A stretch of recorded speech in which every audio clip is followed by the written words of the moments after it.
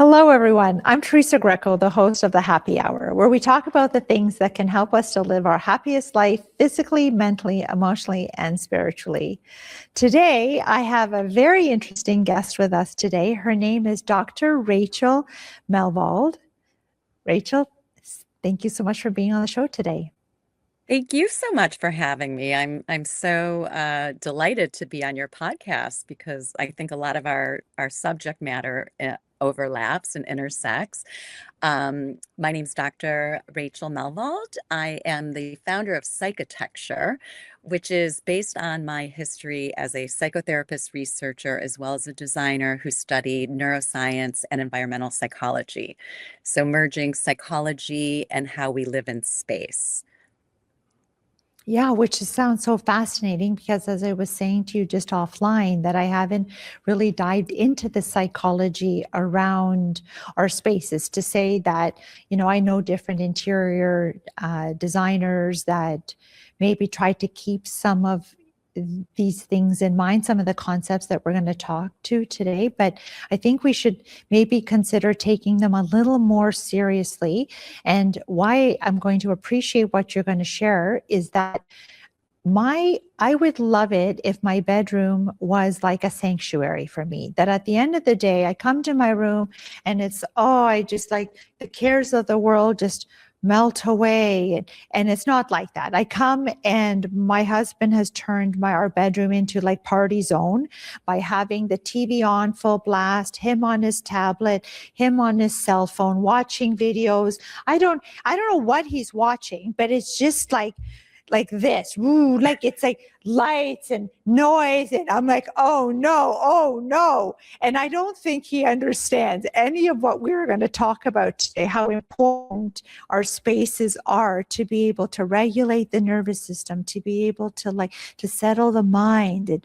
That's why so just to preface why I'm so excited to talk to you is that I think we don't think enough about how the spaces that we work in or we play in or that we live in really affect our overall well-being. Absolutely. You say it so well because I mean it is. It's how we calm the nervous system and we regulate in our environment. And I think so often, like you so perfectly articulated, we really don't put enough attention to how the science of our living environment affects us. And I think because we're not as intentional and aware, it can harm us too. So it's really important, I think, for the built environment to really reflect how our well-being can be healed, how we can support our nervous system and, overall not harm it. And I do think we take it for granted, right? We don't quite say, oh, well, why is there a good vibe? Like when you go into a home or you just say, God, what, or real estate, why is there such a good vibe in a place? And there's an understanding and a psychology behind that. So I think Mhm. when we're more conscious and intentional, I think we can, as you do, how can that bring us more joy and happiness and Yes, well-being? exactly. Yes. Now, eh, when I think about, so my PhD that I'm doing is in transpersonal psychology, which includes the spiritual part. Because That's when I right. think of psychology, even though psych means soul, Hmm. psychology, if it feels like it's like the study of the mind, right? But I feel like a lot of what we're going to talk today about is about energy, Hmm. which That's is so more like true. the soul part, right? Hmm. That energy in our spaces, we feel it, even if maybe aesthetically things look nice, right? That you have all the like tchotchkes on the wall unit, and you have the fluffy pillows and the nice little throw blanket. Like you have all the things that they say, yeah, you want to create a nice space. These are the things you need. But I think everything which science has shown, everything is energy. And that I know that there are certain spaces in my home, like my bedroom doesn't have an energy that I like. I know when office gets more cluttered, where things aren't like in proper places, there's an energy that I'm like, oh, I don't want to come in here. And I'll tell you another space that felt like that, which it's better, but my closet really had a bad energy in there. Like when I would go in there, I'm like, oh no, it's like all these clothes in there that I'm supposed to be like giving away, and stuff doesn't fit. And I'm like, Heavy. oh no. Yeah. It's a bad energy in here. So to say everything looks organized, right? So that's why I think about the psychology. I think, well, yeah, I have organizers, like on a mental level, everything looks good. But on an energy level, it's saying totally something else. So is some of what you're going to be sharing with us, just on the mental level, or does it also translate to the energy out level as well?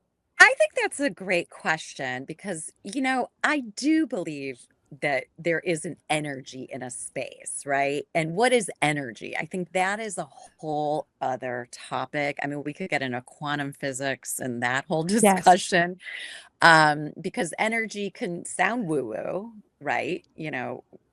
What is energy? But we all kind of know, like, there's a vibe that like emits, Yeah. right? And Yes. you just feel it. So as much as, I won't go so much in the science of energy, but I think it's a lot to do with mind body Mhm. and, like you said, the psyche and the soma. So it's really also the mind body split. I think spirituality is very important.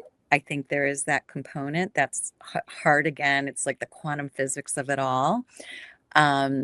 But I come from a perspective where I studied, I'm sure you've heard of Carl Jung, Jungian Mhm. analytical psychology. I'm sure you're very familiar with that school in transpersonal psychology, Personal. right? Yeah. Yeah. Yeah. Yeah. So Carl Jung, I think, he's an analyst and he looks at the dream world and image. And I think that component of the archetypes, the collective unconscious, while that's not as well, there's not as much evidence base, science behind that. It is a psychology I do work with, because that is, looking at image, archetype, lineage, connection to, where we're rooted, right? So these are all psychological, I work on Maslow's hierarchy that, that keep us anchored, right? So when I look at, like you're saying, just why does your closet, just feel like a dark hole or I could call it or a trauma vortex, right? Um, and we would start to unpack clutter is not good for our brain, right? It's just evidence, science shows that we thrive and our cognitive overload is supported by decluttering. So, just for the closet Mhm. example, if you have things that aren't, and that, look, I think Marie Kondo is brilliant in sparking your joy. If you have stuff that's in there that's not really, you know, you're not in love with it, then get rid of it.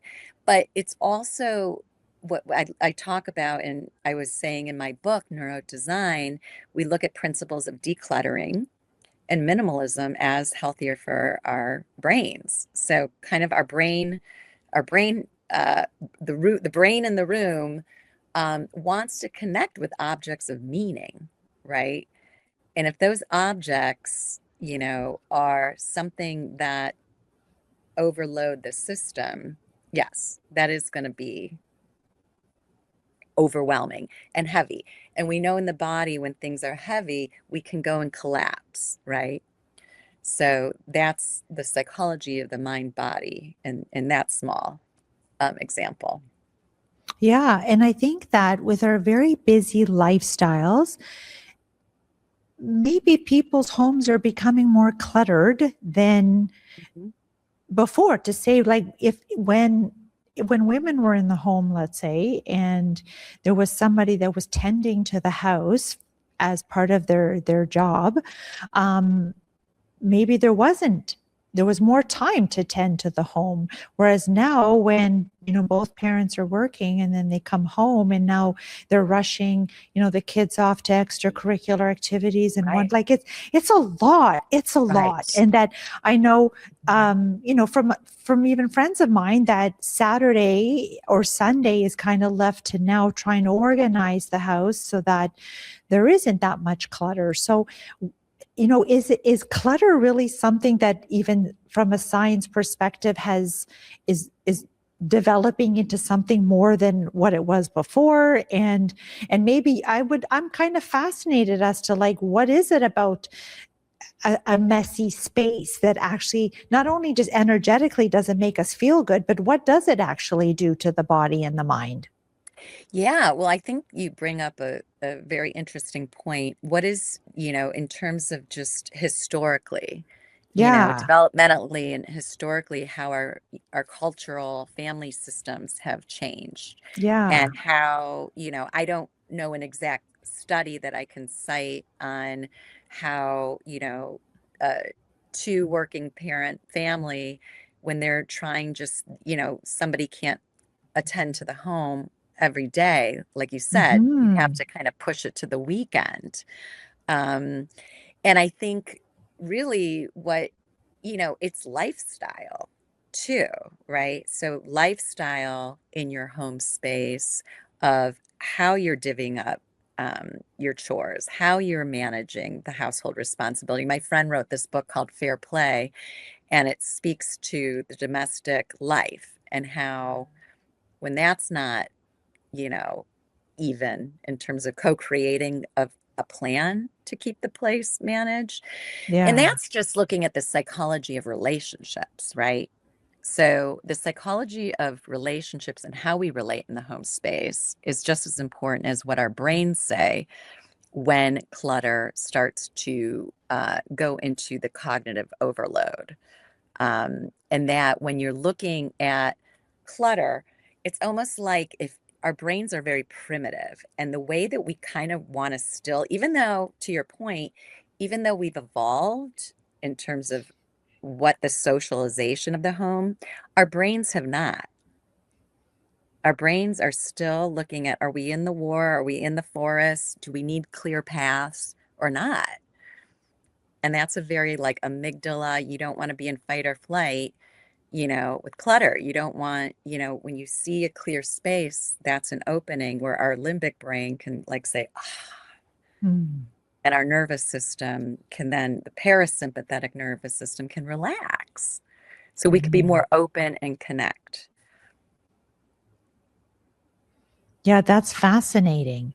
Um, so when we think about the state of mental health, and I don't know what it's like in the US, but here, according to like CAMH, we have where over the age of 40, 1 in 2 either have or have had mental illness, and that and the demographic of 18 to 24 actually is like the hardest hit demographic of mental illness, where theirs is slightly higher even.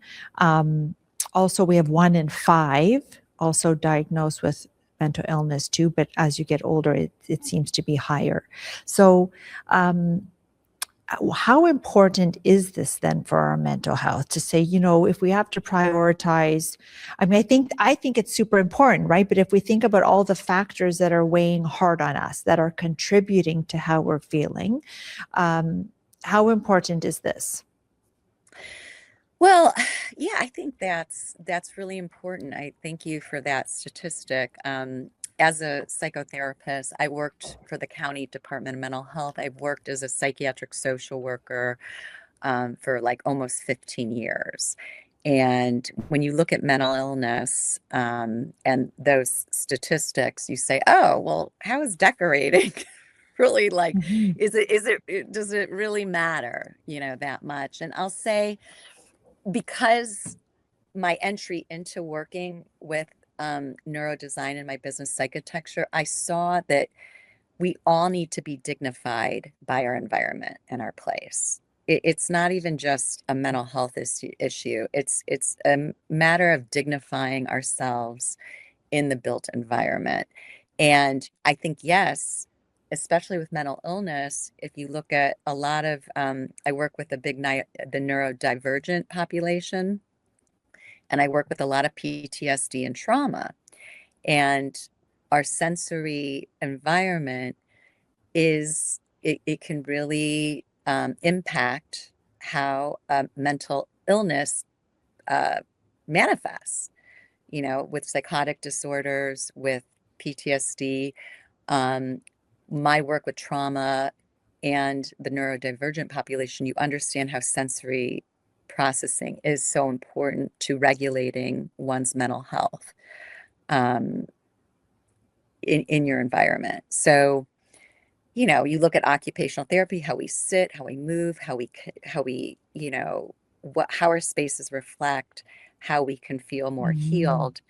You know, I don't know, I can't cite a study that said, working with this helped a psychotic presentation, but to see how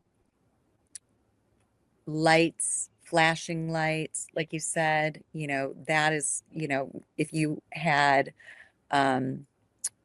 let's say, if you had not, well, it's kind of in the dementia, we call it aging in place, because I'm working with, the population that has Parkinson's and dementia.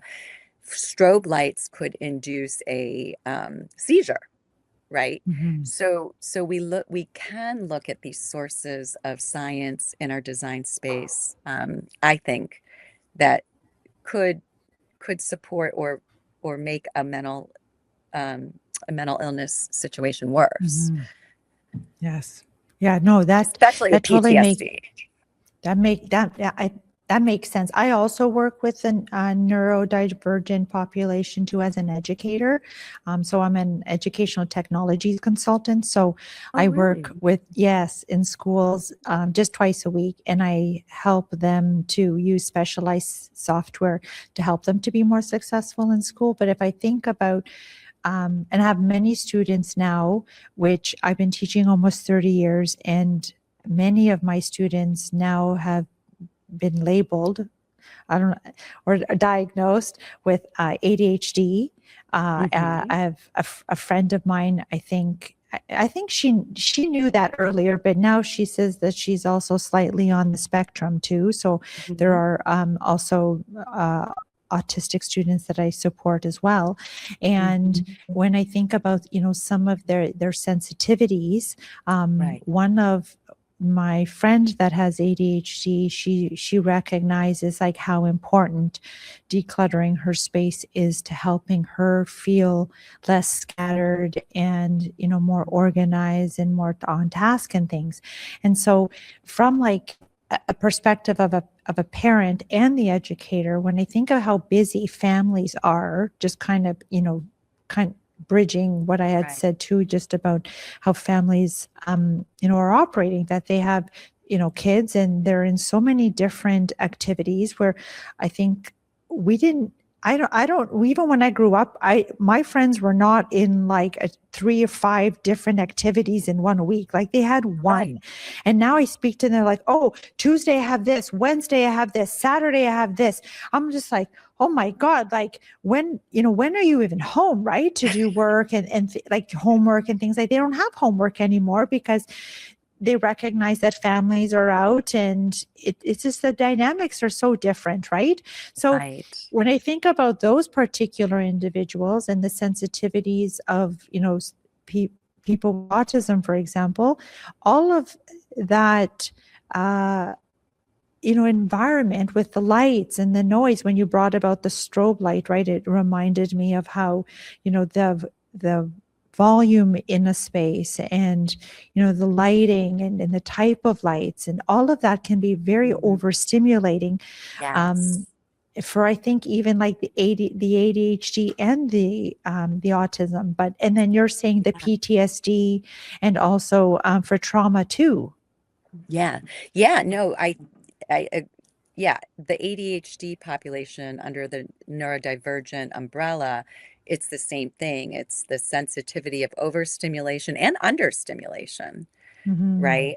So it can be understimulation, right, in terms of pressure, texture, when we're looking at the body in the the sense of the proprioceptic sense. There's vestibular and proprioceptic. Those are other senses that we feel in space, right? Mm. And the sense can, be, understimulated or overstimulated.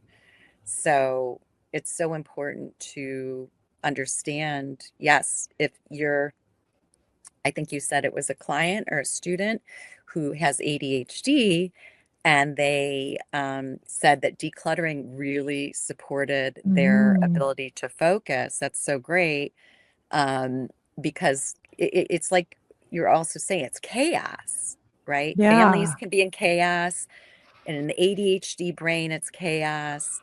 And our chaotic lives, how do we kind of bring order into the design space? Mm-hmm. Because that can maybe be that. To me, I thought of this more because at least we can control that. You know, Yeah. it's Yeah. something we can at least manage in our, our locus of control. Yeah. Um, but yeah, and how the ADHD brain, while they need decluttering, they need novelty in the space Mm-hmm. too. They might have to move from project to project, or they might like to focus on one project, right? So how does our space reflect that too? Yeah. Yeah. Yeah. No, and I think that this is like that's what I want to bring an awareness to how this sensitivity that we're all different, right? That just because it works, like when I said, when I come into the space in my bedroom, my husband is like, he can turn off all of those things and fall asleep. Like it could just, they're off. He rolls over, he's snoring. I'm like, no, like I need to wind down, right? I need to like the low light, and I need to like it's a bit of a process for me to like before my body's like, okay, I'm time. And so it's so interesting because he doesn't understand how I feel because he can just go like this and he's out. So this is like to say, if we have children or people in the home that have particular sensitivities, it's important for us to be aware of how, even though it's not bothering you, it could be bothering other people. And therefore Yeah. now they're responding or showing up in a particular way that doesn't bring up around like peace and calm the way Mhm. you would hope that your home is for you. Like for me, my home is like, oh, like you leave your bags at the door and you just want to like, oh, finally I'm home, right? Yes, Instead of like, yes. oh no, you come in and it's like, a shit show. Right, right. Exactly. We want our homes to restore, and it's a Mm-hmm. place where we find respite. And I Yeah. think that's so perfectly expressed, because how do we restore and where do we need to energize? And in my book, in Neurodesign, I think you speak to the parallel process, how we live with each other in space. I came up with this also because I was doing couples therapy, and all of their crap was coming up during a remodel, right? Like Yeah. remodels, stress, the money, the decisions, Yeah. every wound just like came out in that remodel. So I started looking at like, oh my gosh, how can couples or even just extended families, in-laws move in? How can we support them living together in their spaces Mm-hmm. design wise? But like you said, there's the principle called privacy and connection, right? Or I mean, it's just a general principle, but like, so much about privacy and connection we need to show in our own space. And Mm-hmm. where you drop the bags, if you're not dropping the bags, and we knew during the pandemic, there was like all of that world became so like hard to distinguish, that it became so stressful on relationships, right? Yes. Yeah. So So now, so now that we realize that it's more than just a space, What are some of the, strategies and tools and recommendations do you have for us so that we can, as you said, walk in the door and feel like it's a respite, feel like, oh, I'm filling up my bucket here instead Yeah. of, oh no, this is draining it even more. Right, right. So when you have I think first of all, it's understanding when I do an assessment, your routine. What are your daily routines? What are your weekly routines? And what room expresses each of these functions that you might need, right? And Mhm. I think the transition time between work and home is incredibly stressful for couples and families. Um, and so I think it's twofold. The tips are, how do you communicate with each other what your needs are in that transition? Like, I'm still relaxing. I can't jump into this. Didn't have a commute where I could just listen to a podcast Mhm. and relax like yours. Yeah. And so the design space of how it is an entry into the kitchen, into Mm. your bedroom, where would we support the routine, and also how would we support the furniture, the color, the lighting in creating spaces of refuge and connection. And prospect is how we want to go out and we want to look at our spaces, we want to merge and we want to connect with our objects, and respite and refuge is like, no, I just need to sit on my chair, finish up some emails, and then I can go into making dinner. So we want to kind of create those spaces based on that assessment. And we can implement with, certain design, I look at different vendors, different adaptable furniture, color, lighting, biophilia, um, and the sensory to support that. Mhm, mhm. So if we were to look at some of those different things that you just mentioned to support that, so I had a guest on the show that was talking about Swedish lagom. I don't know if you're Oh, familiar with that. is it Swedish? What is it called? Legume? Lagom, sweet, yeah, lagom, No, which no, I know is Hygie, but not legume. No, what is yeah, that? which was just this idea of just enough and of balance. But she was talking about different aspects of the Swedish culture of things that they Yeah. prioritize and value.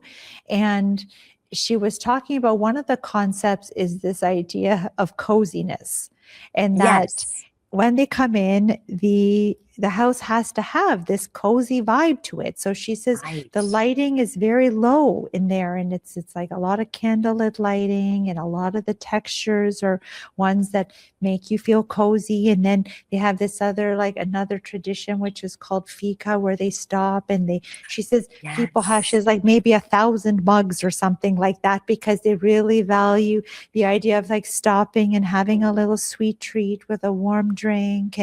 And so if that might kind of fall into like Yeah. lighting and textures. So maybe if you could speak to a little bit about like the elements that you just mentioned and what you encourage people to do for those things. I think that's great because, yeah, I didn't hear that term, but I knew the term of hygie, and I think you bring up one very important aspect of design and our moods and our sensory integration is lighting. And, the harsh overhead lighting is such overload on the cognitive, Mm. brain.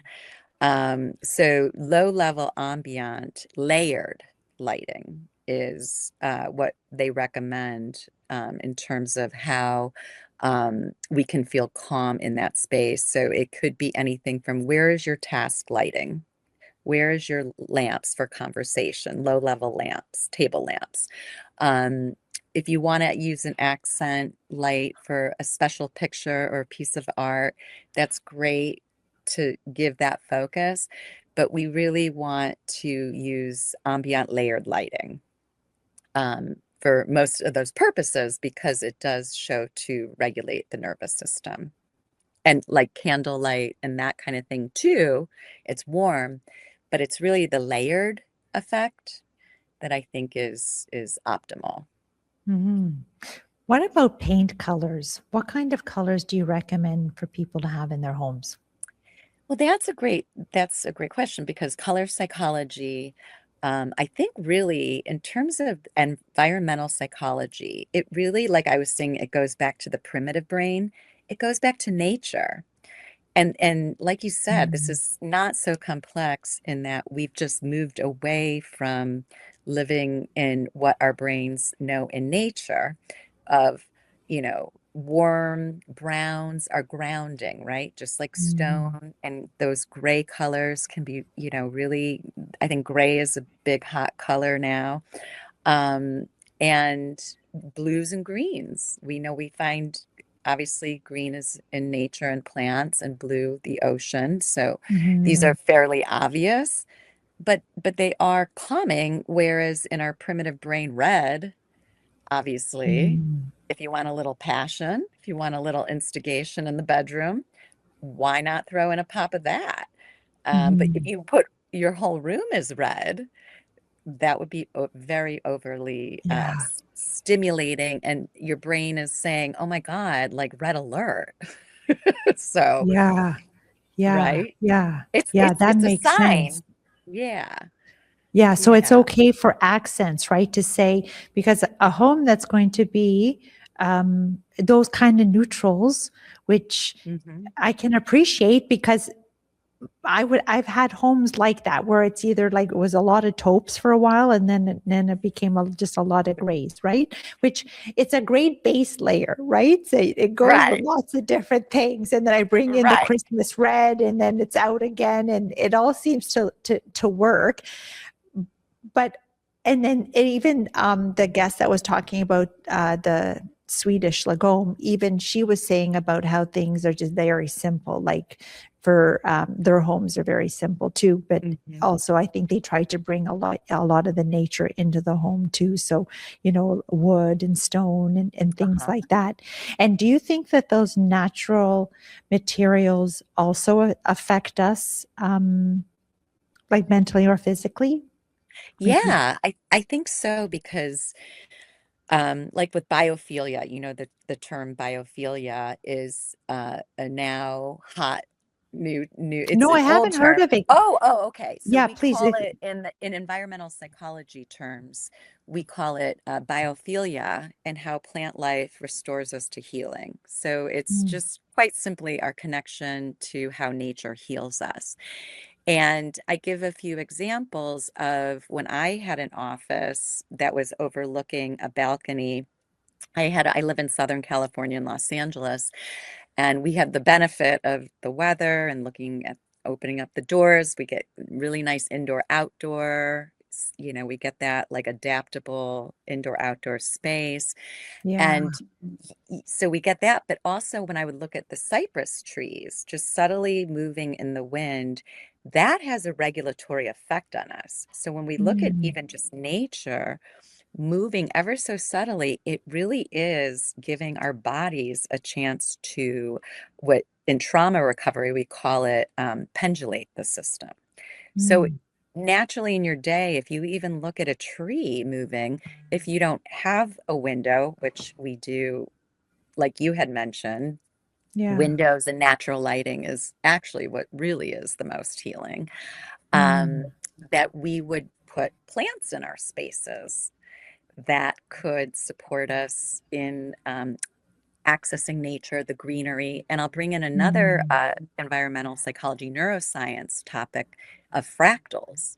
So when we look at, let's say, a fig plant, those big leaves, it's a very minimal branch with those really beautiful, um, big petals. What am I trying to think? Well, petals too, actually.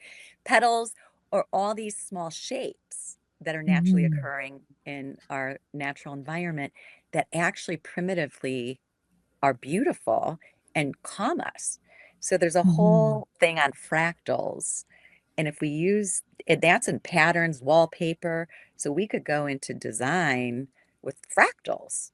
So, I'm bringing up just a few concepts that could help mhm. in nature. Yeah, beautiful, beautiful.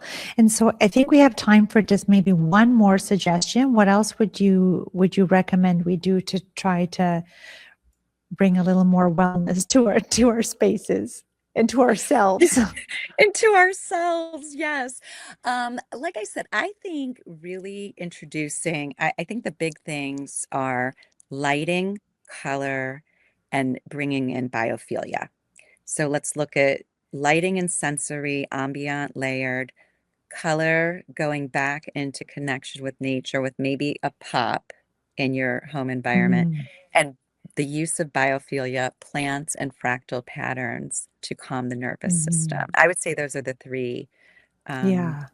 the three biggest. Beautiful. Thank you. Thank you.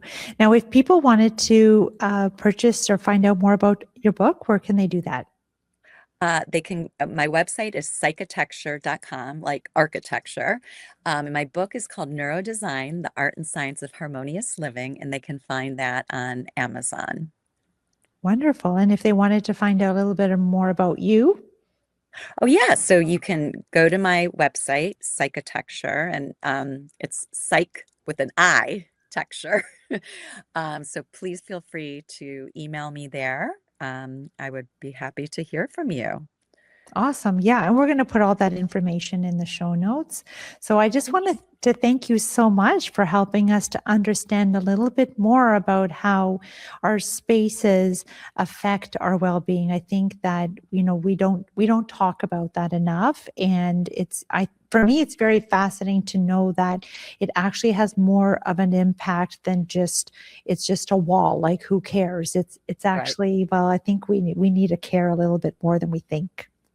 Exactly. Yes. Thank you so much. Your knowledge and your questions have made this such an enlivening conversation based on all of what you're studying. So this was a real pleasure for me.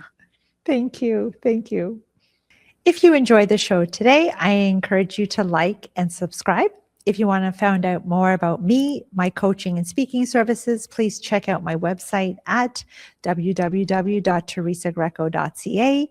You can also connect with me on social media at Teresa Greco _steps to happiness or steps to happiness with Teresa Greco.